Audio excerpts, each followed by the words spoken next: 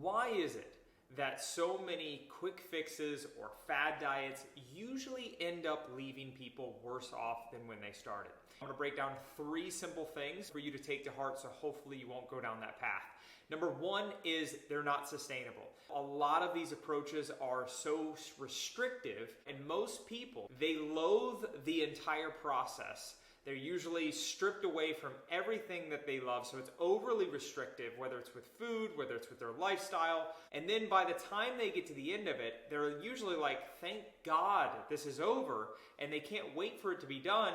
And then all of a sudden, before they know it, they're eating the same way they were eating, their habits were never corrected, and now they've ended up worse off than when they initially started. Number 2, they don't get to the root cause of the problem. A lot of them are just band-aids, meaning they just mask the symptom. If someone has found themselves on a roller coaster of weight loss or a roller coaster of erratic energy levels constantly, and yet they've tried one program, continue to fail, tried again, failed again, the reality is it's not that person has anything wrong with them, but it's that the programs and approaches that they've tried have never been willing to go at the root cause of why those behaviors keep reoccurring. Number 3, quick fixes or fads do not allow someone to continue challenging themselves. Usually they challenge themselves in a very strict period of time where they're almost so militant that they hate the process, so they throw the towel in.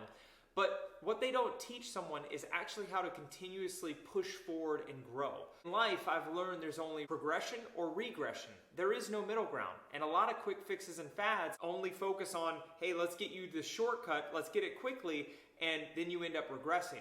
But what I've found is you've got to have the systems in place to allow for consistent progression.